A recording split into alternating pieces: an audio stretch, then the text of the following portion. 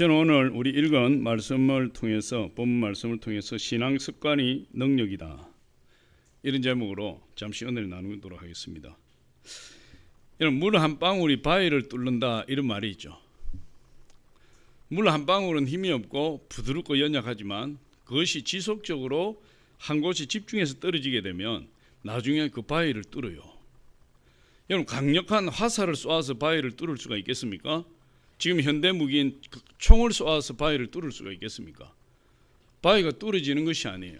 그런데 그 부드럽고 힘없는 것 같은 그 물 한 방울이 똑똑 떨어지면서 그곳에 계속 떨어지니까 바위에 구멍이 나더라는 거예요. 이거 뭘 이야기하는 거죠? 우리 습관을 이야기해요. 습관이 강력한 능력보다 더 큰 능력이 있다. 우리 좋은 습관 하나가 우리 인생을 바꿔요. 나쁜 습관 하나가 인생을 망칠 수가 있어요. 특별히 우리 하나님을 믿고 예수 그리스도 십자가로 구원받은 하나님 백성들은 옛 습관과 예수 그리스도를 믿고 난 이후의 습관이 끊임없이 충돌하고 있어요. 옛 습관, 못된 습관, 그것들 빨리 처분하고 처리하고 하나님 안에서 새로운 습관, 좋은 습관, 거룩한 습관을 가져야 하나님의 쓰임받고 능력 있는 크리스찬이 되고, 그리고 정말 하나님 복받는 자녀로 변화될 수가 있어요. 그래서 우리는 안 좋은 습관은 빨리 버려야 돼요. 안 좋은 습관을 계속 가지고 있으면 신앙생활에 변화가 없어요. 우리 예수 믿고 변화되기를 원하지 않습니까? 내가 능력 있는 크리스찬이 되기를 원하고, 내가 하나님 축복받는 크리스찬이 되기를 원하고, 하나님께 쓰임받는 크리스찬이 되기를 원하고, 정말 예수 그리스도 안에서 자유한 크리스찬이 되기를 원하고, 우리 변화되기를 원하잖아요. 그런데 내가 원하는 만큼 되지 않는 이유가 어디 있느냐? 우리가 아무리 좋은 결단을 하고 내 의지를 가지고 한다 할지라도 내가 바라는 그 모습이 되지 않는 것은 옛 습관으로 자꾸만 돌아가기 때문에 그래요. 예수 믿기 전에 옛 습관, 예수 믿고 나서도 버리지 못하는 옛 습관, 그 길로 자꾸만 돌아가기 때문에 하는 일이 안 되고 문제가 생기고 신앙생활에도 부딪히게 되고, 그런 문제가 이 습관에서 나타나는 것이다. 아무리 크고 위대한 일이라 할지라도 아주 작은 일이 반복되어짐으로 만들어지는 것이에요. 작은 습관 하나가 우리 인생을 바꿀 수 있어요. 여러분, 차이가 어디서 납니까? 처음에는 차이가 없을지라도 그것이 1cm만 틀어진다 할지라도 여러분 10km, 20km를 가버리면 끝이 도달할 수 없을 정도로 벌어져 버리는 거예요. 그래서 작은 습관 하나도 우리가 신경 써서 우리 습관을 잘 만들어 가야 돼요. 우리가 하나님 위대한 일을 하려면 우리가 처음부터 위대한 일을 하는 것이 아니에요. 하나님의 큰 그릇이 되고 위대한 일을 하려면 지금 나에게 주어진 이 시간에 내 습관을 좋은 습관으로 변화시킬 수 있는 노력이 필요하고 훈련이 필요하고 연습이 필요한 거예요. 그 습관을 연습해야 됩니다. 할렐루야. 옛 습관과의 싸움에서 실패하기 때문에 우리 신앙이 변화가 없다, 이렇게 이야기할 수 있어요. 우리가 예수님을 영접했잖아요. 그러면 새로운 사람이 되었잖아요. 새로운 그릇이 되었어요. 할렐루야. 그러면 우리가 하나님 자녀로 거듭났으면 잘못된 사고를 버리고, 잘못된 감정 반응도 버리고, 잘못된 선택도 버리고, 그런 잘못된 습관을 다 버리고 예수 그리스도 안에서 새로운 피조물로 거듭날 때 하나님이 우리를 들어서시게 돼요. 습관은 한 번의 결심과 헌신으로 바뀌지 않는다 그래요. 말씀을 통해서 큰 깨달음을 얻고 성령 세례를 받고 성령 충만을 받아서 내가 변화된 것 같지만, 그러나 장기적으로 시간이 흘러가면서 다시 옛 습관으로 복귀하는, 회복하는 그런 사람들이 너무나 많다 이거예요. 그러니까 하나님 말씀을 한번 깨달았다고 해서, 성령 받고 성령 충만했다고 해서 내 습관이 새롭게 되는 것이 아니에요. 우리가 하나님의 말씀을 통해서 은혜를 받고 성령을 받아서 성령의 지배를 받을 때에 우리가 신앙 습관을 제대로 가지도록 훈련해야 돼요.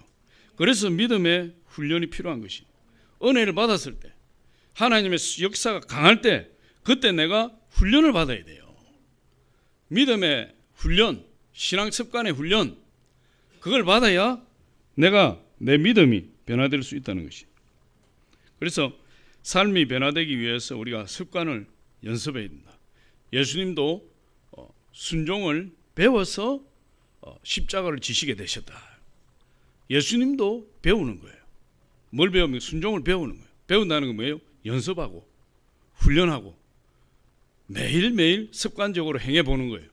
그렇게 할 때 그것이 내 습관이 되어서 하나님께 쓰임받는 인물이 되는 것이죠. 그래서 저와 여러분들이 매일 반복적으로 하나님 말씀을 붙들고 순종함으로 하나하나 습관을 만들어가는 것이에요. 한꺼번에 우리가 예수 믿었다고 해서 한꺼번에 성인들처럼 이렇게 크게 점프를 해서 우리 변화되는 것이 아니에요. 그러면 뭐 저와 여러분 다 지금 예수님처럼 됐을 거예요. 그렇지 않다. 그래서 항상 우리가 기도와 예배와 전도와 섬김을 연습하고 순종을 연습하고 또 용서를 연습하고 경건을 연습하고 그렇게 해야 돼요. 항상 연습하는 것이 있어야 돼요. 그래서 영적 생활의 승패는 의지보다 습관에 달려있다. 그렇게 이야기할 수 있어요. 신앙이 습관을 통해서 생활화될 때 신앙의 실제적인 변화가 이루어지게 되는 겁니다. 러시아 문학가 톨스토이라는 분을 잘 알잖아요. 이분은 단점이 참 많은 사람이었어요. 그의 일대기를 보면 그가 세상에서 타락하고 그리고 쾌락에 빠지고 허무주의에 빠지고 막 아주 형편없는 삶을 살았던 사람이에요. 그런데 이 톨스토이가 위대한 작가로서 위대한 인물로서 세계인의 칭송을 받게 된 것은 그가 가지고 있던 자그마한 습관 하나 때문에 그가 위대한 인물이 되었다고 이야기를 하고 있어요. 그 톨스토이가 가지고 있었던 자그마한 습관이 무엇이냐? 그건 바로 매일 일기를 쓰는 습관이었다 그래요. 톨스토이는 어려서부터 일기를 쓰기 시작했는데 64년 동안에 하루도 빠지지 않고 일기를 썼어요. 그가 일기를 쓰면서 자신을 돌아보는 계기를 삼고 자기 자신을 일기를 통해서 성찰하고 일기를 통해서 사색의 깊이를 더할 수 있었고 그 일기 쓰는 습관이 결국 톨스토이를 위대한 문학가로 만들어내었다 이렇게 이야기하고 있어요. 성공적인 인생을 산 사람은 한 가지 특징이 있어요. 훌륭한 인물은 한 가지 공통적인 특징이 있어요. 그건 뭐냐? 훌륭한 사람 뒤에는 훌륭한 습관이 있었다. 위대한 인물 뒤에는 훌륭한 습관이 있었다는 거예요. 그 습관이 있을 때 하나님 그 습관을 들어 쓰신 거예요. 그래서 훌륭한 사람, 위대한 인물들은 그 좋은 습관을 끝까지 지켜나갔다는 것입니다. 오늘 본문에 나오는 이 요야김 왕, 이 본문의 주인공은 오늘 예레미야 22장에 나오는 본문의 주인공 요야김 왕이에요. 이 요야김 왕은 아주 나쁜 습관을 가졌기에 인생을 거르친 사람이에요. 그는 왕궁에서 태어났죠. 그의 아버지가 훌륭한 왕이었어요. 요시야 왕이었고 그는 왕궁에서 태어났고 남부러울 것 없이 모든 것을 다 누리고 살았던 사람이고 또 세상 학문과 왕도의 학문을 배워서 지식이 많은 사람이었고 뭐 세상에서 부족함이 없는 그런 사람으로 태어나고 그런 사람으로 호화로운 생활을 누렸던 사람이에요. 그럼에도 불구하고 이 요야김에게 아주 치명적인 못된 습관이 하나 있었다. 그게 뭐냐? 하나님 말씀을 불순종하는 거예요. 이건 치명적인 거예요. 오늘 우리가 성경에 보니까 그렇게 이야기하고 있어요. 여러분 이 아버지 요시야 왕은 어떤 사람이냐? 하나님의 성전을 수리하다가 율법책을 발견했어요. 율법책을 발견해서 그 율법책 기록된 대로 요시야 왕이 하나님 앞에 회개하고 그때까지 유다 지역을 뒤덮고 있던 온갖 우상 산당들을 우상들을 다 파쇄해버리고 무너뜨려버리고 그리고 유월절을 지키고 하나님의 말씀대로 살아가는 종교개혁을 일으켜서 유다의 3대 선왕으로 기록된 인물이에요. 히스기야, 여호사밧, 요시야 이 3대 선왕이에요. 20명이 넘는 그 유다 왕들 중에서 하나님 인정받는 사람이었어요. 그런데 여호야김은 그렇게 훌륭한 아버지를 두었는데도 불구하고 그 훌륭한 아버지로부터 훌륭한 신앙 습관을 이어받지 못하고 어려서부터 아주 나쁜 신앙 습관을 이어받았다. 그것이 바로 하나님의 말씀에 불순종하는 거예요. 하나님의 말씀을 거역하는 거예요. 그러니까 이 여호야김이 어려서부터 잘못 형성된 습관, 아주 나쁜 습관, 이것 때문에 왕으로서 누리지도 못하고 바벨론의 침공을 받아서 백성들이 포로로 끌려가고 그도 포로로 끌려가서 수치와 모욕을 당하고 감옥에서 생을 마치는 그런 비참한 인물로 전락해버리고 말았다. 무엇 때문에? 그가 가지고 있었던 나쁜 습관 때문에. 어릴 때부터 가지고 있었던 나쁜 습관.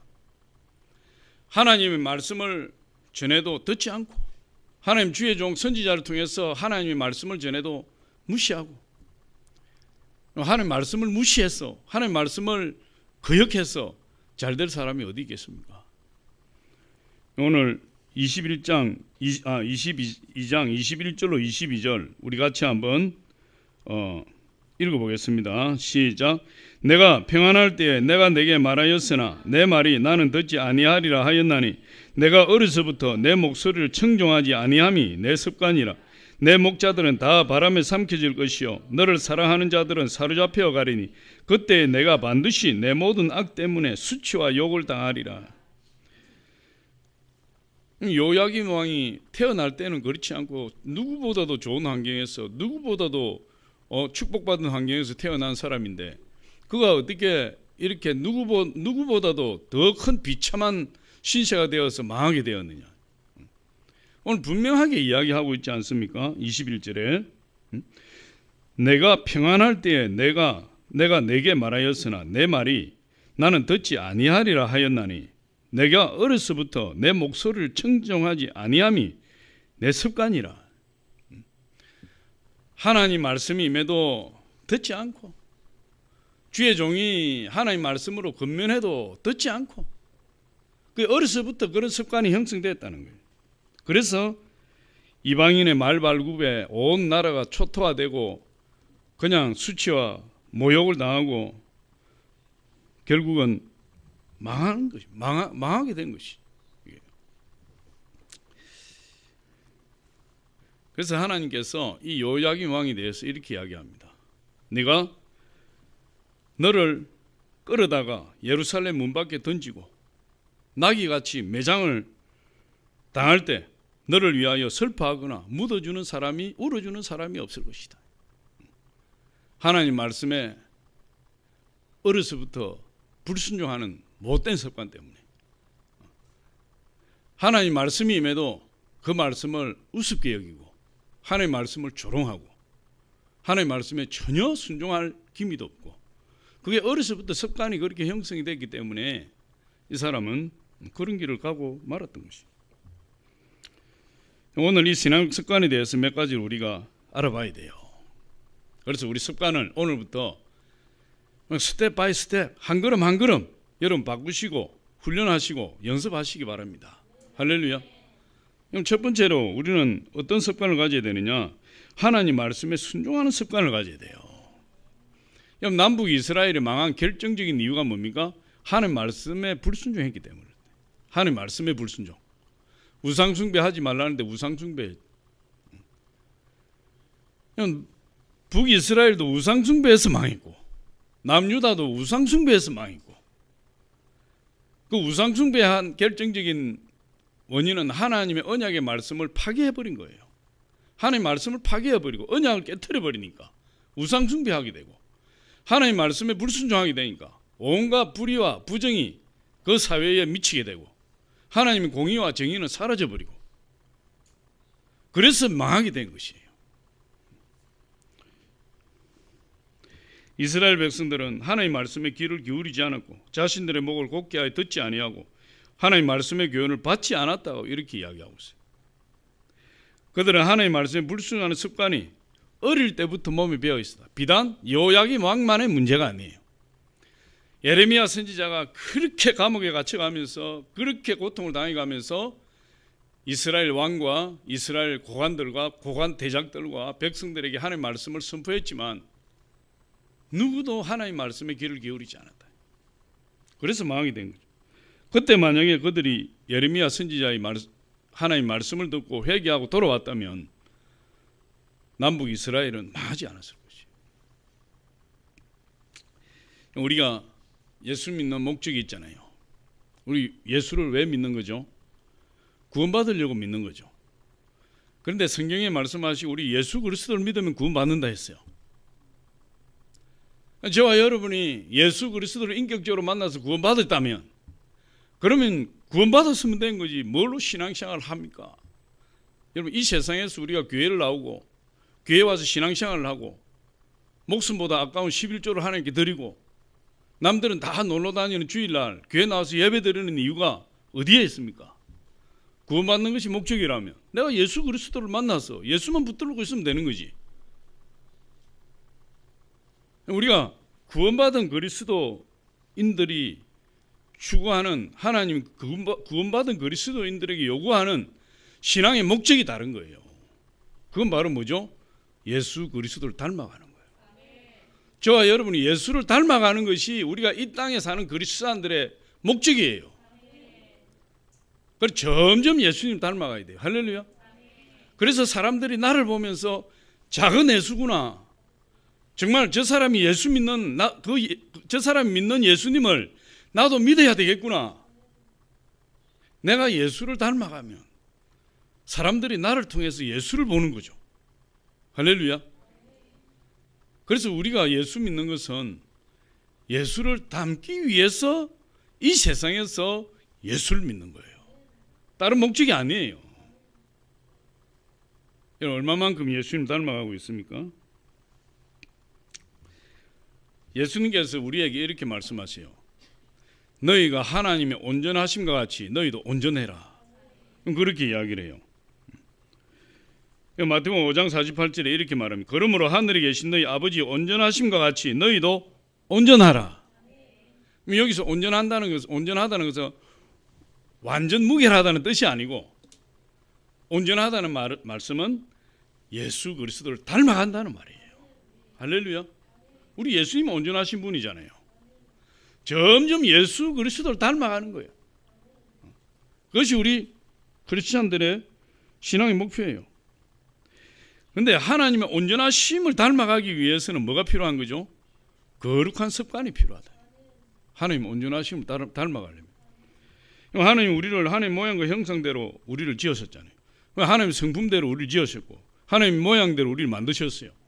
그러면 하나님의 성품이 하나님의 거룩한 그 성품이 우리 안에 들어와야죠. 그 성품이 우리 안에 들어오려면 우리 거룩한 신앙 습관이 반드시 필요한 거예요. 그래서 그 거룩한 습관이 우리 몸에 배도록 해야 된다. 그것도 어릴 때부터. 근데 저와 여러분들은 어릴 때부터 예수를 믿은 사람도 있겠지만 우리가 어른이 되어서 예수를 믿은 분들도 있어요.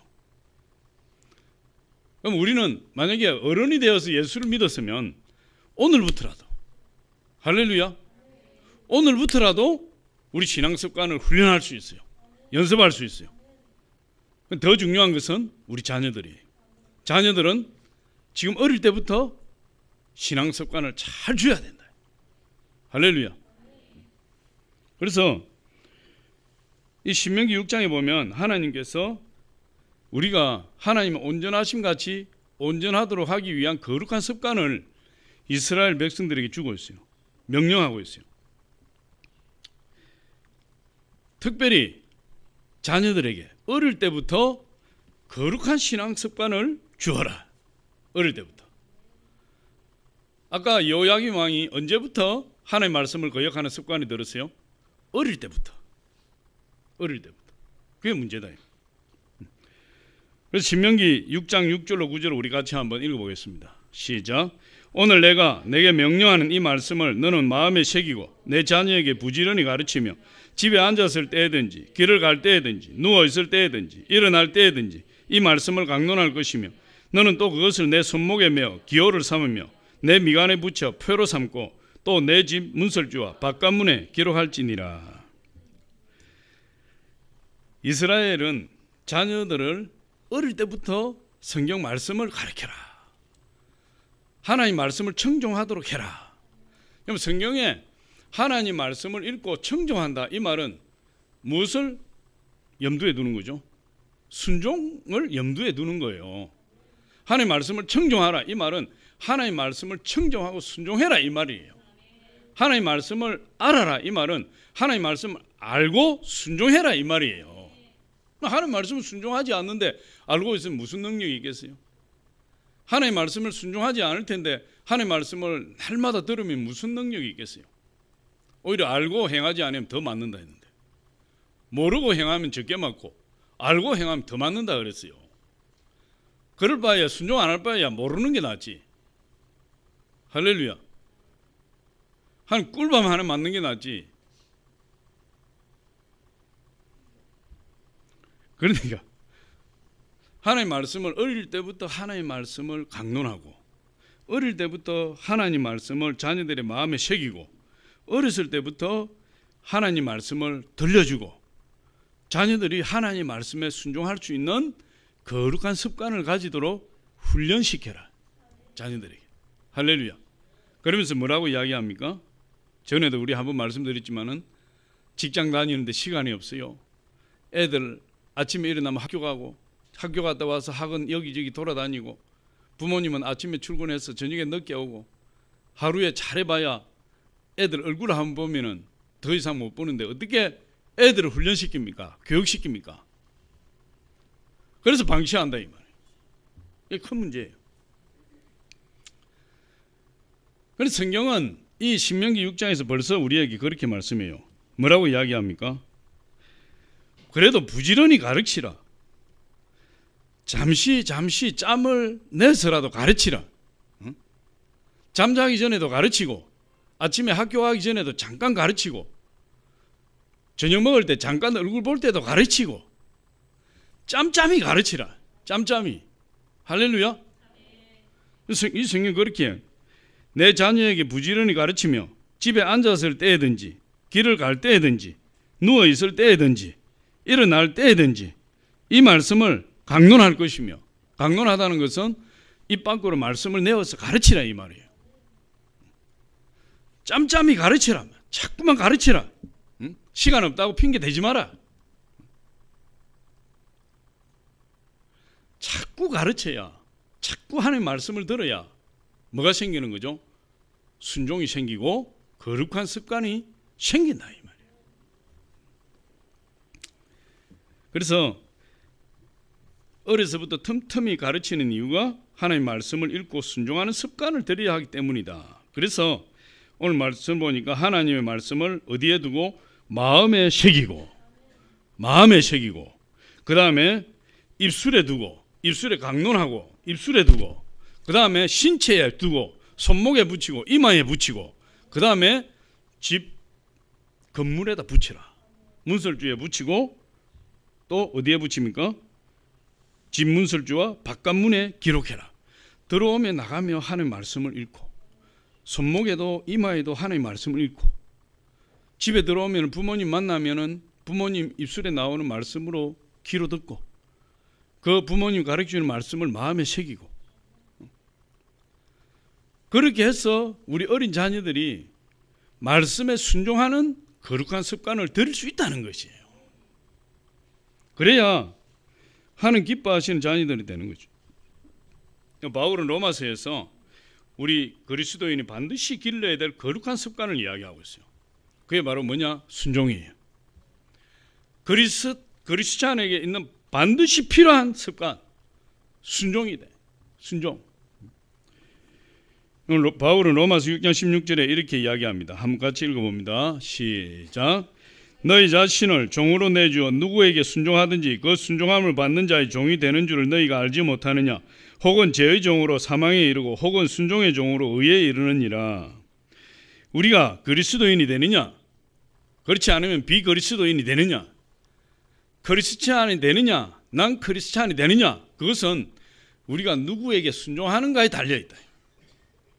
우리가 마귀에게, 사단에게 순종하면 우리는 크리스찬이 아니에요. 사탄의 종이에요.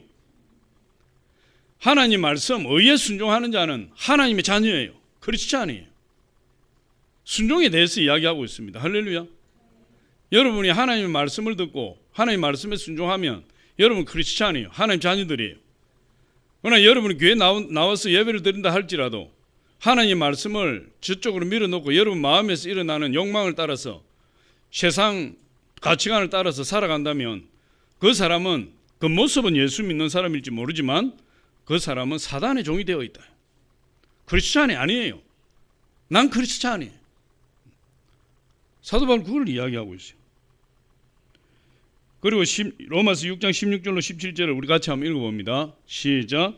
하나님께 감사하리로다. 너희는 본래 죄의 종이더니 너희에게 전하여 준 바 교훈을 본을 마음으로 순종하여 죄로부터 해방되어 의에게 종이 되었느니라.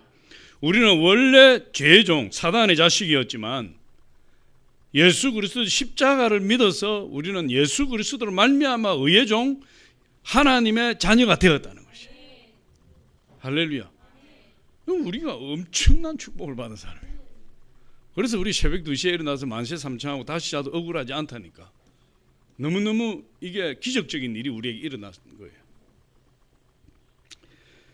예수님이 십자가를 지신 것도요, 하나님 말씀에 철저하게 순종했기 때문에 십자가를 질 수 있었고, 예수님이 십자가를 지심으로 저와 여러분의 구원의 구주가 되셨다.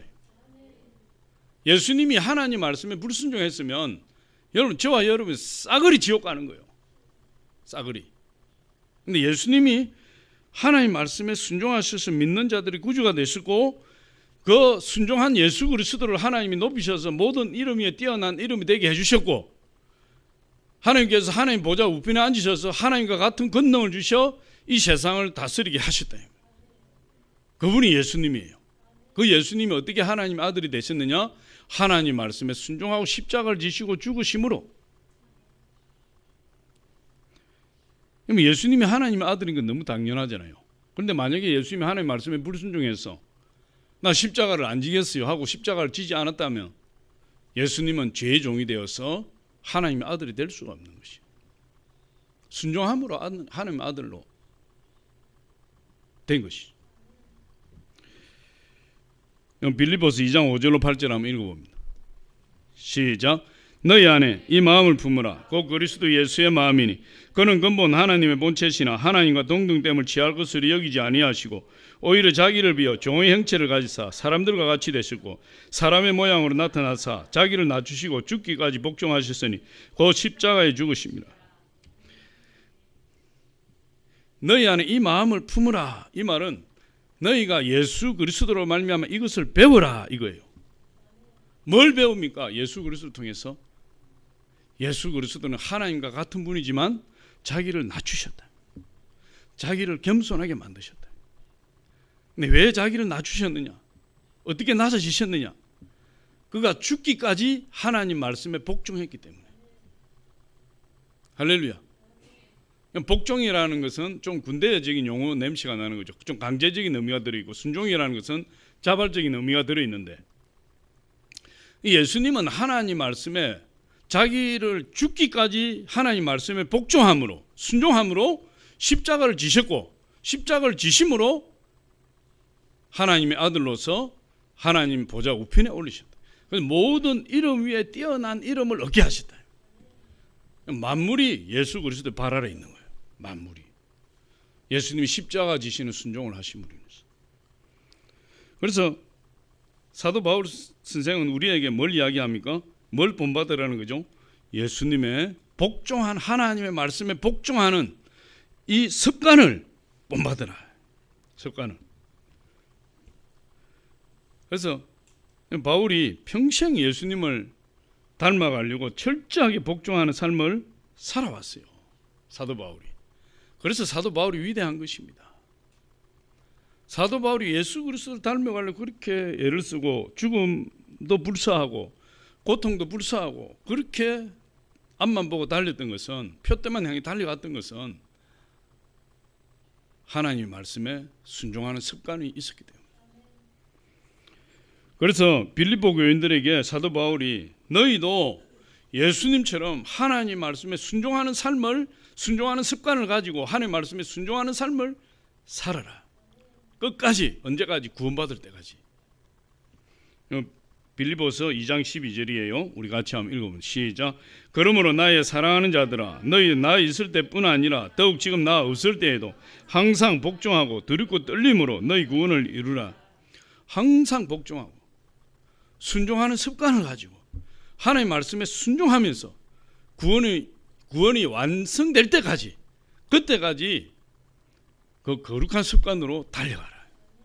할렐루야. 그렇게 이야기해요. 우리가 하나님 말씀에 순종하는 습관이 너무나 중요합니다. 우리가 하나님 말씀을 하나를 알았으면 그 하나를 순종해 나가야 돼요. 자꾸만 순종해야 돼요. 그래야 그것이 습관화된다. 할렐루야. 그 다음에 두 번째로 우리는 어떤 습관을 가지게 되느냐, 거룩한 기도의 습관을 가지게 된다. 예수님 보니까 새벽 기도하고 산 기도를 많이 하셨어요. 그런데 예수님이 기분에 따라서 새벽 기도 가시고 산 기도 가신 것이 아니라 예수님의 기도는 철저하게 습관을 따라서 하시다. 습관이 들면 몸이 힘들지 않아요. 기도하는 것이 힘들다, 습관이 안 돼서 그래요. 기도하는 자리에 가기 싫다, 습관이 안 돼서 그래요. 습관이 되면 몸이 편안해요. 습관이 안 되면 몸이 힘들어요. 자꾸 몸이 저항한다.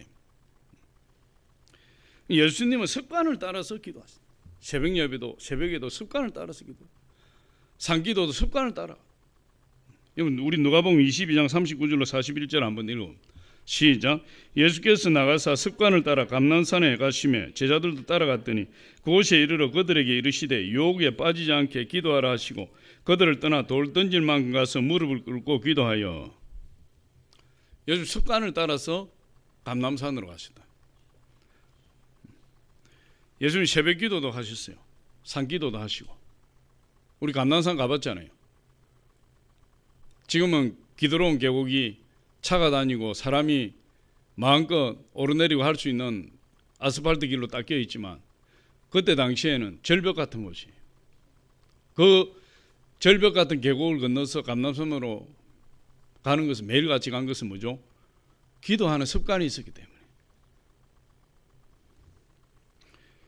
예수님 또 매일 새벽 예배 하셨어요. 새벽 기도 하셨어요. 마가복음 1장 35절에 보니까 새벽이 아직도 밝기 전에 일어나서 기도하사. 새벽이 아직도 밝기 전에 일어나서 기도하러 가셨다. 그런데 이 예수님이 새벽마다 기도하러 가셨는데 이 새벽마다 기도하러 가니까 제자들이 예수님이 어디에서 기도하시는지 잘 알아요. 그래서 사람들이 일찍이 예수를 만나려고 찾아오면 제자들이 예수님 기도하는 곳으로 바로 찾아갔어요. 그건 무엇을 의미해요? 예수님이 매일같이 그 시간에 일어나서 그 장소에 가서 기도하셨다. 매일같이. 그러니까 제자들이 예수님 찾는데 어려움이 없어요. 바로 그 장소 가면 계신다. 예수님 안 보이면 그 장소 가면 계시는 거예요. 매일 기도하셨어요. 감람산에도 가시면 항상 기도하시고. 그러니까 예수님은 사실은 예수님이 하나님이시거든요. 하나님이시잖아요. 예수 그리스도는 하나님과 동등하신 분이요. 오히려 하나님 본체가 되시는 분이 예수님이에요. 근데 하나님이신데 하나님이 누구에게 기도하겠어요? 예수님은 기도가 필요 없는 분이에요. 사실은. 영적인 능력이 예수님으로부터 나오기 때문에 기도에서 영적인 능력을 받는다. 이 필요 없는 분이에요. 근데 예수님이 왜 기도하셨느냐? 예수님이 육신을 가지고 있었으니까. 할렐루야. 예수님이 우리와 똑같은 육신을 가지고 있었으니까 이 육신을 이기고 나가려면 기도할 수밖에 없는 거예요. 그래서 공생애 3년 반 동안 이 세상에 계시면서 예수님 습관을 따라서 매일같이 새벽 기도하시고 밤마다 산기도를 하시다. 그래서 육신을 이기고 십자가를 질 수 있는 거예요. 하물며 우리가 그런 기도를 하지 않고 우리가 어떻게 육신을 이기겠어요? 온갖 탐욕으로 세상 가치관으로 가득 차인 이 육신을 우리가 기도의 습관이 없이 어떻게 이겨나갈 수가 있겠어요? 예수님은 늘 기도의 습관을 따라 기도하셨다. 저와 여러분 기도의 습관이 돼야 돼요. 기도가 습관이 돼야 돼요. 습관이라는 건 어떤 거죠? 습관이라는 건 몸을 추스러서 몸에 압력을 가해서 할 수 있도록 하는 것이 아니고 습관이 되어버리면 몸이 자동적으로 움직이는 거예요. 아침에 일어나서 밥 먹고 세수하고, 학생들은 학교를 가고, 부모들은 직장을 가고, 저녁이 시간 되면 돌아와 퇴근해서 집에 와서 저녁을 먹고 오순도순 이야기하다가 밤이 되면 또 잠을 자고, 또 아침에 일어나서 학교도 가고 직장에 가고 저녁에 퇴근. 이게 매일 일상이에요. 물론 직장 다니기 싫은 사람은 가기 싫은 사람도 있고, 학교 가기 싫은 자녀들은 학교 가기 싫어서 칭을 댈 수도 있겠지만, 그러나 일반적으로 볼 때 그건 일상생활이기 때문에 일상생활에 어려움이 없는 거예요. 기도도 똑같다 이 말이에요. 기도를 습관화시킨다는 건 똑같아요. 마치 물 흐르듯이 일상생활을 해나가는 것처럼 우리가 기도하는 습관이 들여지면 우리가 언제든지 기도할 수 있고, 기도 자리에 나가는 것이 너무나 당연한 것이고, 기도 자리에 나가서 부르짖고 1시간 기도하는 것이 너무나 당연한 것이고, 습관이 된 사람에게는. 그러니까 일상생활 좀 자연스럽게 자동적인 습관이 되어서 승리하는 신앙생활, 그것이 바로 기도하는 거룩한 습관을 들인 자에게 나타나는 현상이에요. 성경에 보면 거룩한 기도의 습관 때문에 하나님이 큰 능력을 받고 축복을 받은 사람이 여럿이 있어요. 대표적인 인물이 다니엘이에요. 다니엘은 바벨론 왕 외에는 어떤 신이나 사람에게 절을 한다든지 기도를 하는 사람은 발견되면 바로 사자굴에 던져 넣겠다. 왕이 도장을 찍어서 의인을 찍어서 공포를 했어요. 그런데 다니엘은 그 사실을 알고도 자기 다락방에 올라가서 창문을 열어놓고 예루살렘을 향해서 하루에 3번 전에 하던 대로 기도했다. 전에 하던 대로 하루에 3번을 기도했다. 그럼 습관이에요. 할렐루야. 매일 해왔다 이 말이에요. 전에 하던 대로 매일 하루에 3번씩 그 시간이 되면은 자기 다락방에 올라가서 문을 열어놓고 예루살렘을 향해서 하나님 앞에 감사의 기도를 드렸다는 거예요. 우리 다니엘서 6장 10절 한번 읽어봅니다. 시작. 다니엘이 이 조스에 왕의 도장이 찍힌 것을 알고도 자기 집에 돌아가서는 윗방에 올라가 예루살렘 향한 창문을 열고 전에 하던 대로 하루 3번씩 무릎을 꿇고 기도하며 거의 하나님께 감사하였더라. 전에 하던 대로 습관이에요. 하루 3번 습관이에요.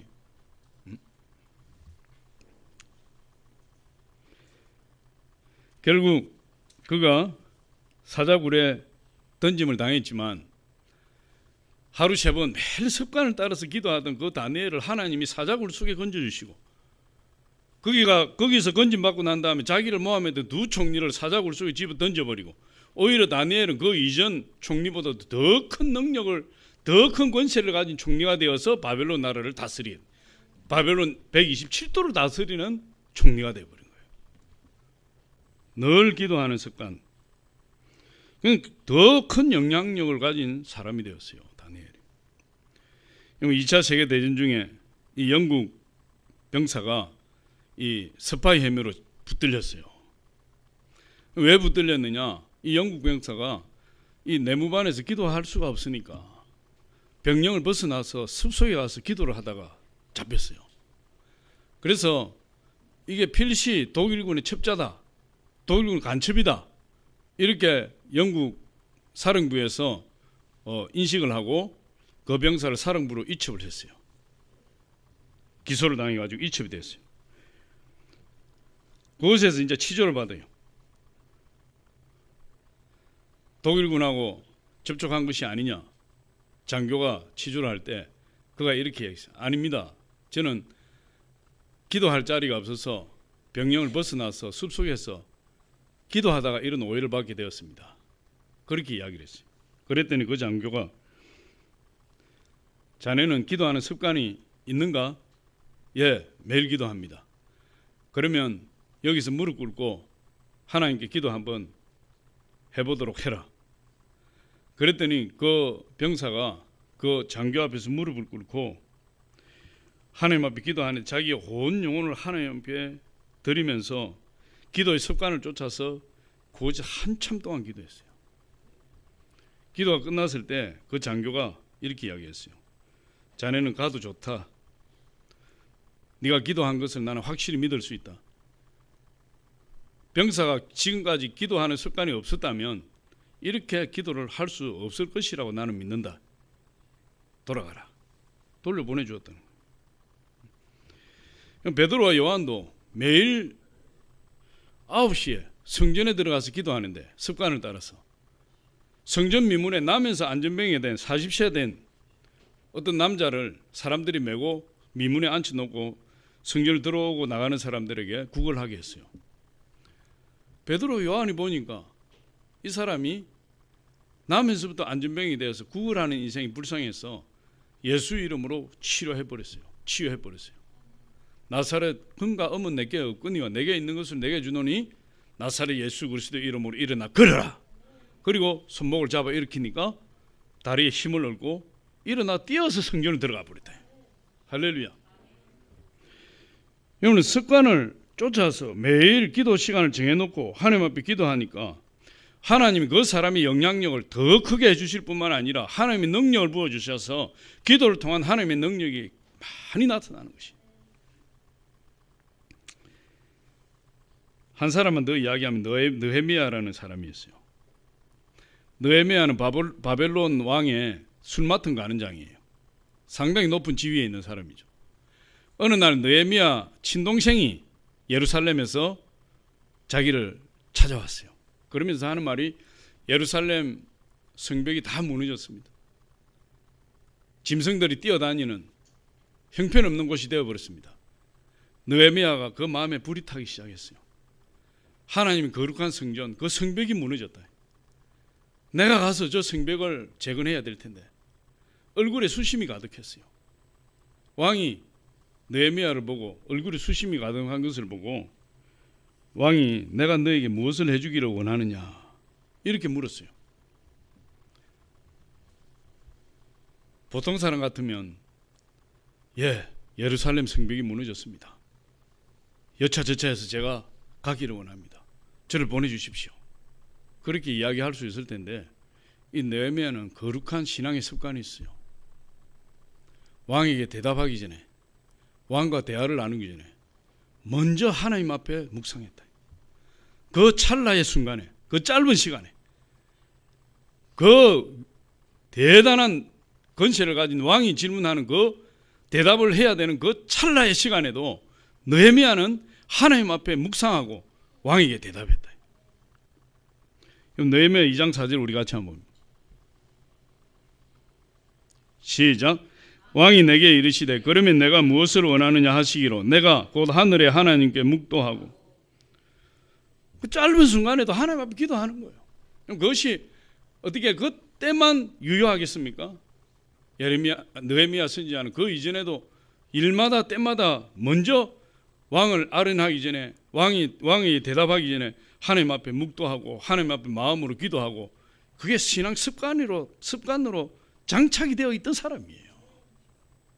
그러니까 그런 위급한 상황에서 왕이 물었을 때 잠깐 사이에 하나님 앞에 기도하고 왕에게 대답하는. 할렐루야. 거룩한 기도의 습관을 가질 때 저와 여러분이 승리자가 되는 것이죠.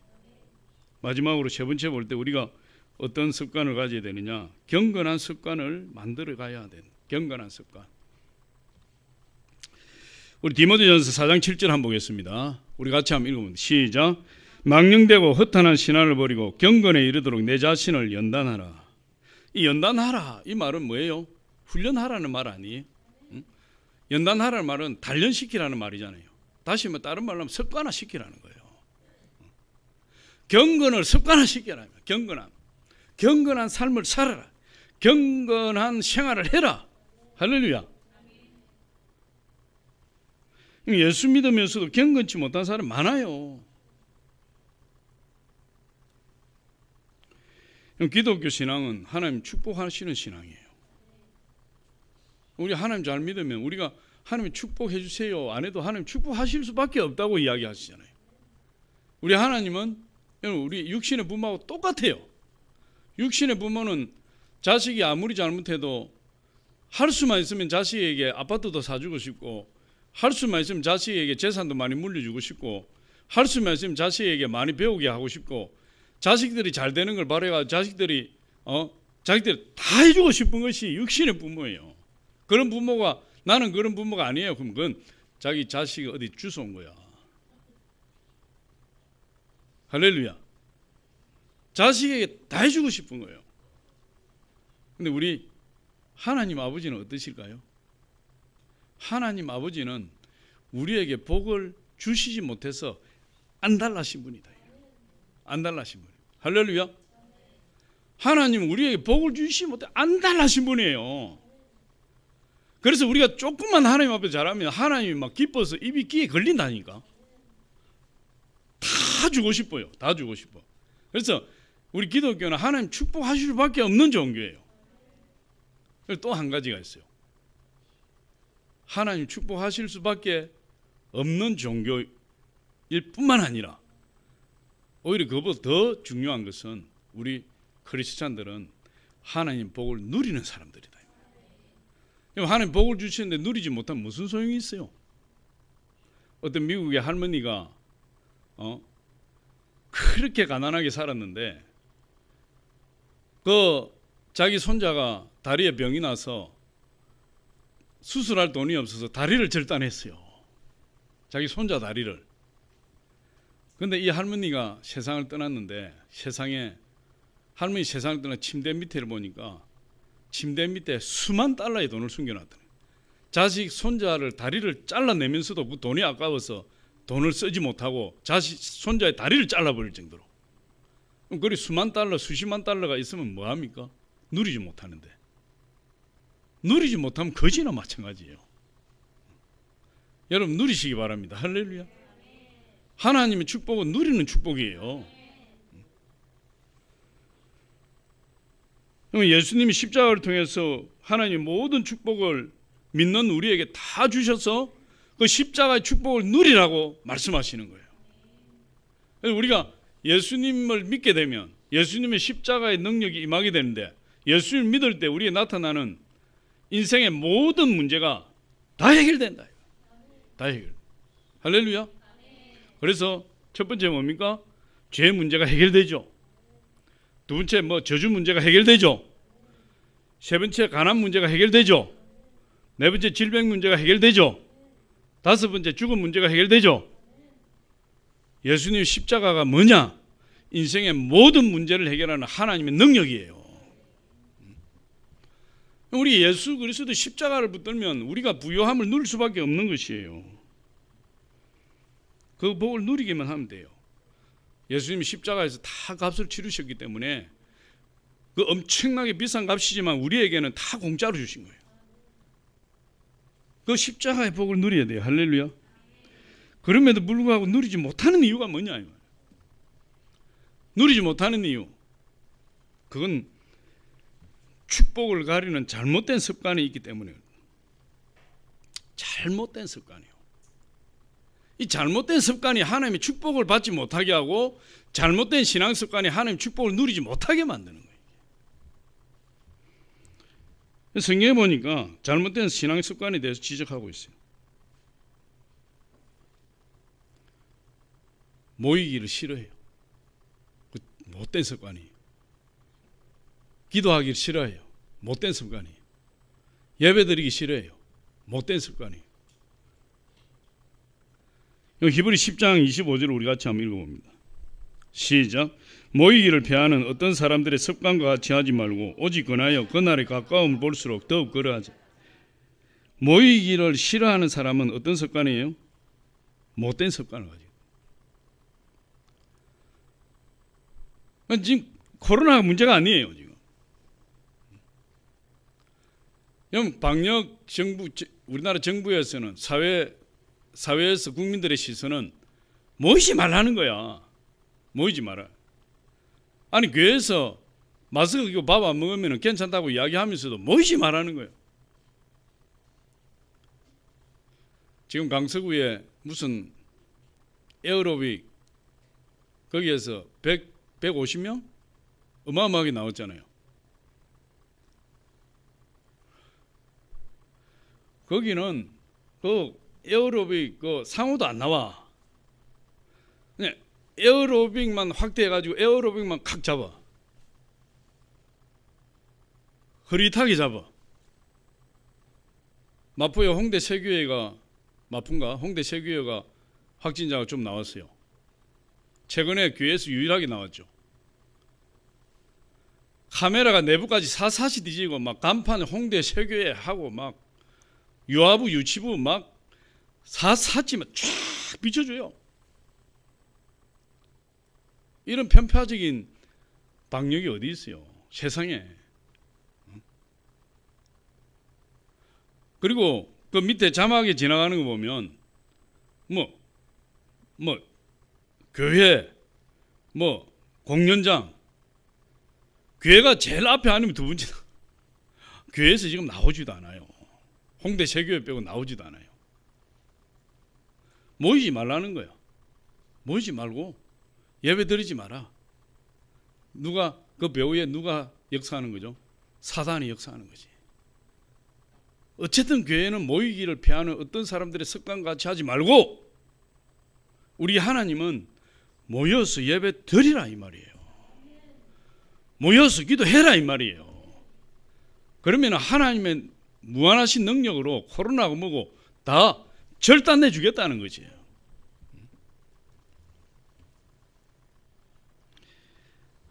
모이기를 피하는 어떤 사람들의 습관과 같이 하지 말고 오직 권하여 뭘 권합니까? 모이기를 권하여 그날이 가까움을 볼수록 더욱 모이자.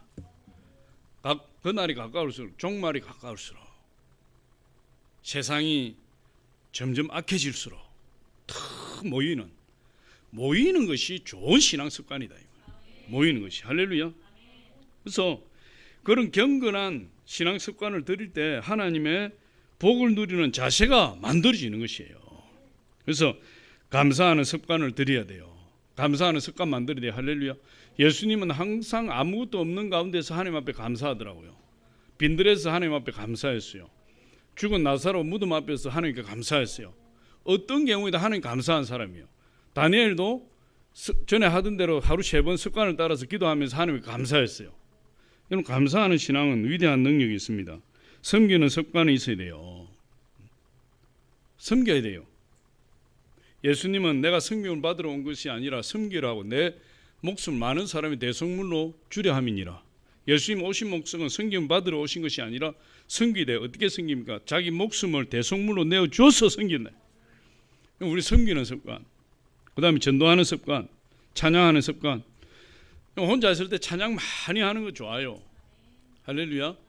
차 타고 다니면서 찬양 많이 듣고 겸손한 습관, 남을 나보다 낮게 여기고 교만함을 꺾어버리고 교만하면 하나님이 쳐버려요.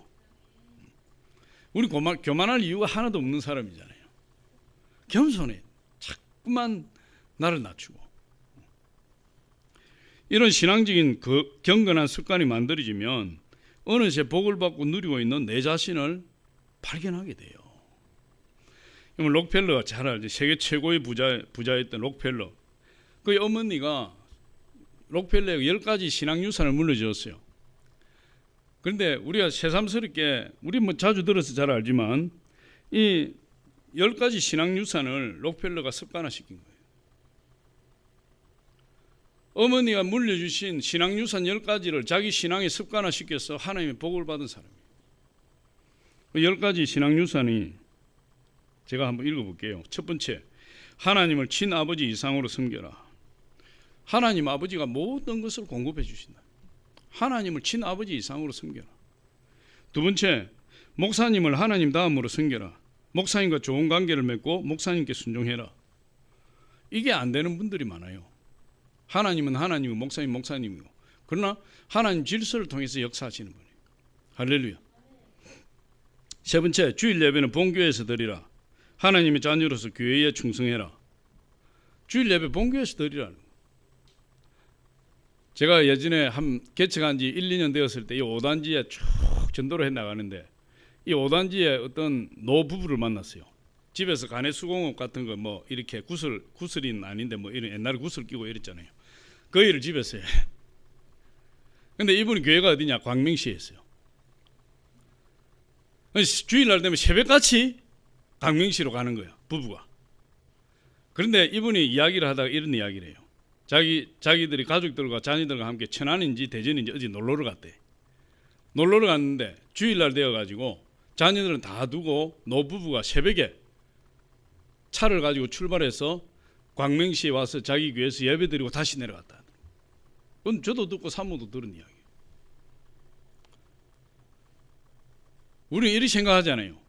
아니 뭐 교회가 다 똑같이 우리 하나님 무소부지하지, 이 교회도 저 교회도 하나님 다 계시는 거지, 예배만 한 번 드리면 되는 거지, 그렇게 이야기를 하잖아요. 그게 아니에요. 우리 몸된 지체예요. 여러분은 지체예요. 여러분 팔이고 다리고 눈이고 코고 입이고 손가락 발가락인데, 지금 우리가 온전한 모습으로 하나님 지체, 그리스도의 몸된 지체를 이루고 있어요. 그런데 내가 여행을 갔다가 지방에 가가지고 귀찮아가지고 올라오기 싫어서 그 교회 가서 예배드려도 똑같이 하나님의 은혜가, 영적으로 보면은 그쪽에도 그쪽 성도들은 지체가 다 완성되어 있는 거예요. 근데 우리 지체에 와서 붙어 있어야 될 팔이 하나 떨어져 가지고 그 지체에 가가지고 팔이 2개 다 있는데 덩어리에 팔을 하나 딱 붙여놓은 형국이에요. 괴물이지. 3개가 팔이 3개야. 덩어리에 또 하나 지체가 붙었네. 그런 형국이에요.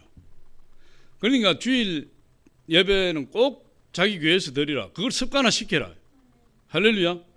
록펠러는 꼭 자기 교회에서 주일 예배를 드렸다는 거예요. 그 다음에 4번째, 오른쪽 주민이는 항상 11조 주민으로 해라. 11조는 하나님의 것이므로 먼저 구별해 두어라. 5번째, 아무도 원수를 만들지 말라. 6번째, 아침마다 하루의 목표를 세우고 기도해라. 7번째, 잠자리에 들기 전 하루를 돌아보고 기도해라. 8번째, 아침에는 꼭 하나님의 말씀을 읽어라. 9번째, 남을 도울 수 있을 때 힘껏 도와주라. 10번째, 예배 시간에는 항상 앞자리에 앉아라. 말씀 듣는 일에 누구보다 앞장서라.